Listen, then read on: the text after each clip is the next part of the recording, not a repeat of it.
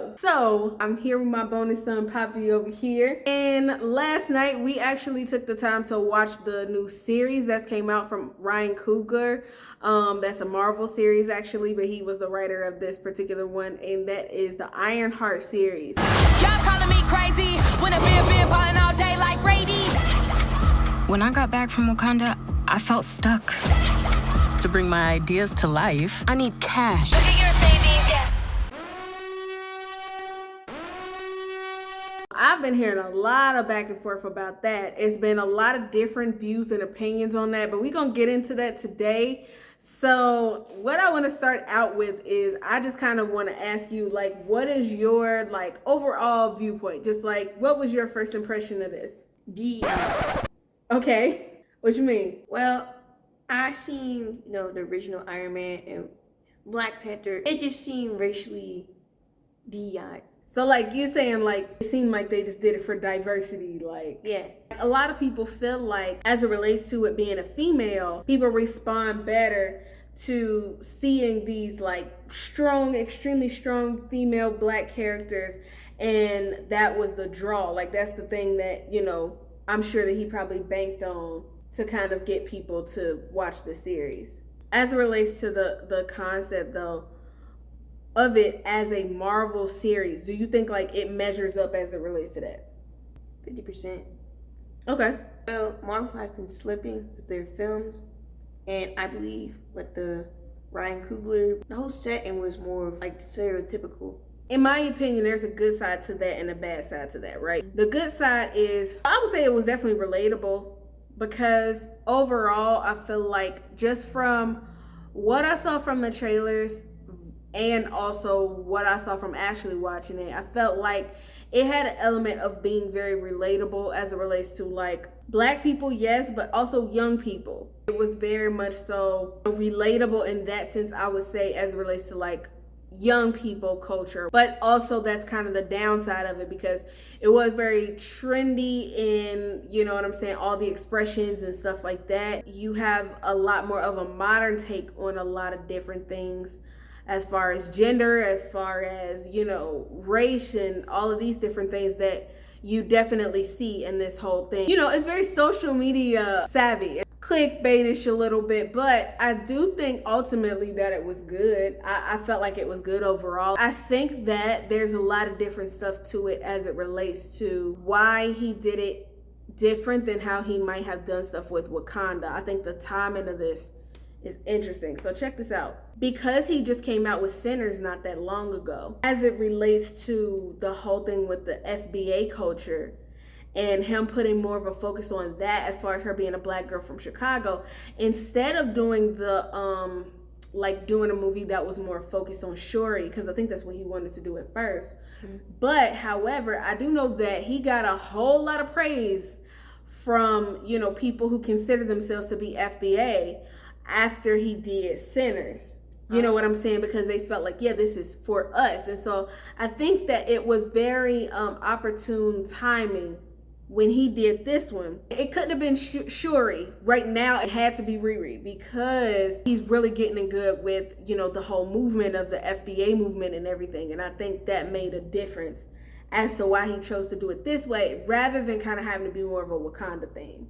There was probably, I can't name them, but it's probably like many Black characters in Marvel. Why grab like a side character that was in a movie that nobody really was paying attention to, until now make a whole series off of her? Like, well, people love the side character. People love to learn more about the little guy. You know what I'm saying? When you think of it, it's kind of like, why make a whole movie based off of Mufasa? I mean, because when you think about it, he was only in the Lion King movie. He was only in the first one. All the rest of them, really, majority was about Simba, and you know what I'm saying? Like, Simba kind of came to the forefront, but then they turned back around and they gave you a whole different perspective of Scar and everything. So I only use that to say maybe that's why he decided to take the side character and kind of make her the main character in this instance. Do you think it would have been better if he would have just taken a Marvel character that already existed? Like Shuri? I mean, or anybody else. I'm just saying, like, to make a series out of. Yeah. Okay. I mean, it would be more interesting instead of like her, because they say it's a 6-episode event. Mm-hmm. This seems pretty. You say he's got done doing Sinners pretty rushed. You think so? Let me ask you this though, this too. Because there was like this emphasis on the whole Tony Stark, like Iron Man type of thing. Like, Iron Man was her inspiration. And her suit is, I ain't gonna lie, it's very similar. You know what I'm saying, to the Iron Man suit as far as how it looks. I mean, I'm not a Marvel fan, or I don't know all the details, so nobody comes for me. She did kind of like steal the suit designer. I mean, yeah. To be honest with you, it's still impressive that she made it. I mean, I can't make a suit like that. So, you know what I'm saying? Like, it's just her speeding through Chicago in the suit. That was kind of crazy, but it's kind of like she wasn't already a Marvel character, but they did kind of draw inspiration from another Marvel character. What do you think about that? Well, I say it's good. It being a black girl and she driving as either Tony Stark being the inspiration from the suit, but why not make your own design? Have her make more inspiration, make her, if she that smart, instead of making like an Iron Man suit that, you know, Iron Man already had. I mean, truthfully, he dead now, so they can just go back to his designs and do that. Why don't she had her made, I don't know, something better. Nothing doing with iron. Now, she was trying to duplicate another AI. Do you remember what that was? Oh yeah, Grill. Yeah. So already she was taking her inspiration from a lot of different places. Because when she came back from Wakanda, she was like, man, I got so much I need to do. Like, oh my God, I'm just broke. But how do you think that going to Wakanda kind of impacted like what she was able to do? Because she was able to do a lot even before then. But like, do you think that her going to Wakanda in the storyline kind of make that a big thing? Expanded her horizons, made her realize she can actually do something more instead of just staying to her small time projects, you know, paying people for it. She still was doing it, but like small time projects of your homework for she still was doing it because, you know, she was like, I'm in school, I ain't making no money. What do you think about the first scene? Like, kind of being like her getting kicked out of school. They have to do her like that. Bruh, come on, man. It's not... Bruh. Man, Riri, just do your homework so you ain't got to, like... She didn't get kicked out for doing her homework. She got kicked out because she's... Yeah. Did other people's homework. And then she had to steal the suit, though. I ain't gonna lie to you. If I spent all that time and money on building the suit, I wouldn't have left out of there without it either. Nah, I'll leave, but this is coming with me. What do you think about how she accidentally created the AI character that was her best friend? I'm not gonna go on nerd out on it, but if she could have made money off of that. Yeah. Yeah. Because if she can bring back memories, so she didn't necessarily bring her back, it's not her soul or anything, but her memories, her expressions, everything that she remembered from her dead friend, everything her memories are. So anything she did with her or she heard of her, she brought her back like that. And it was, you know what's crazy? I think it's kind of like, it was technology, but I also kind of think it was emotional too, because I think like when they show her sleeping, because she was thinking about what happened to her best friend, I think that's how it began to shape in the form of her best friend. She could still make money, like if she can replicate the same thing for like anybody, like let's say you have a dead relative that you are grieving over, you still can't get over, and you can just, you know, it won't help them deal with grief. But she didn't know how she made it. Oh. Remember, because her mama was saying, well, can you make one for Gary, who Riri's stepdad? That was her husband.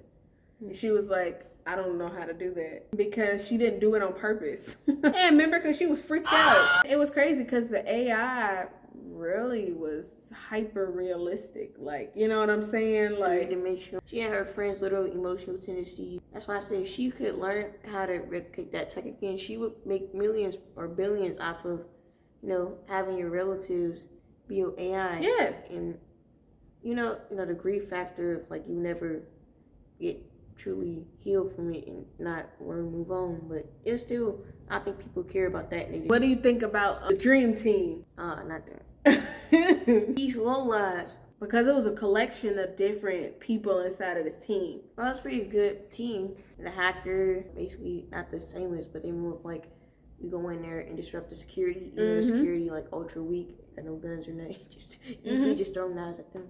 What do you think about the villain, right? The dude with the hood. I think they threw a hint of what he is. You know, when he's talking, it's like, where do you think he got his hood from? What powers did he have?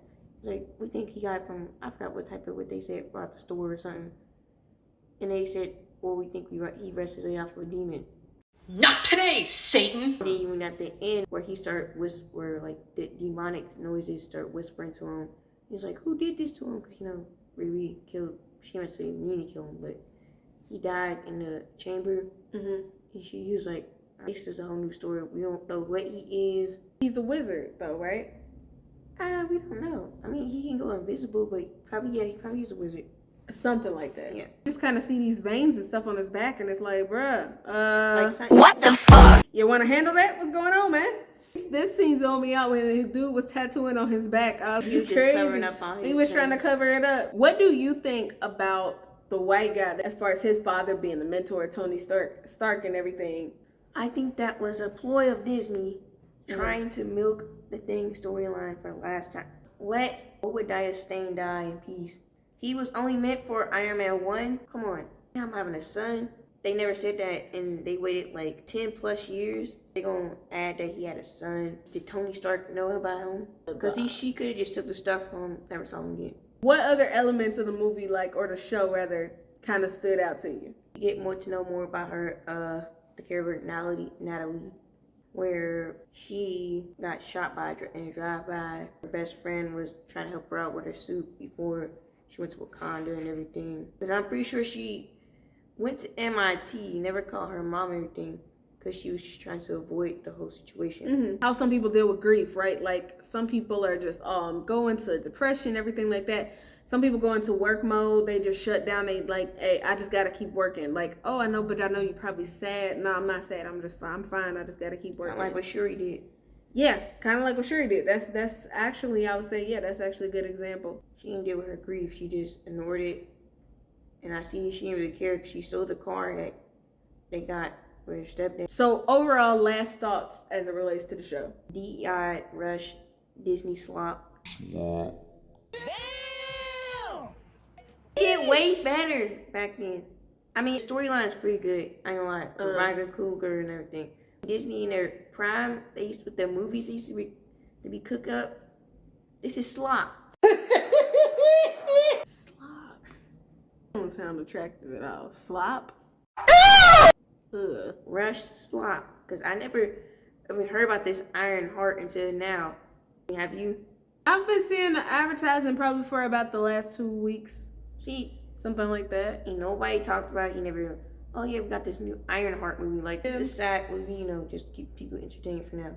Probably. I would say if I was to rate it, at least get a 6 out of 10. Because it felt like it was good. I feel like there's a lot of parts of it where they did kind of try to stretch the diversity thing pretty far. Sometimes diversity can be natural if you have it in there. I felt like this was a little bit forced. It's not a normal diversity. It feels a little bit forced, like they was trying to push as much into it as possible. Like the focus was on the fact that she was a black girl, the whole black girl magic thing, rather than just somebody who was a genius making this amazing suit. I feel like this was a little bit over concentrated on the whole like black girl magic thing, which I think there's also a good element to it, which is kind of like representation, being able to relate and different stuff like that. I just think in this case it was a bit much, not even so much with the show, but more so with the advertising. Because I felt like the focus was more so on that as far as the advertising. So y'all tell me what y'all think. Of course, hit me up in the comments and let me know what y'all think about this. Just wanted to let y'all know what we thought about that. Yeah. Nah, man.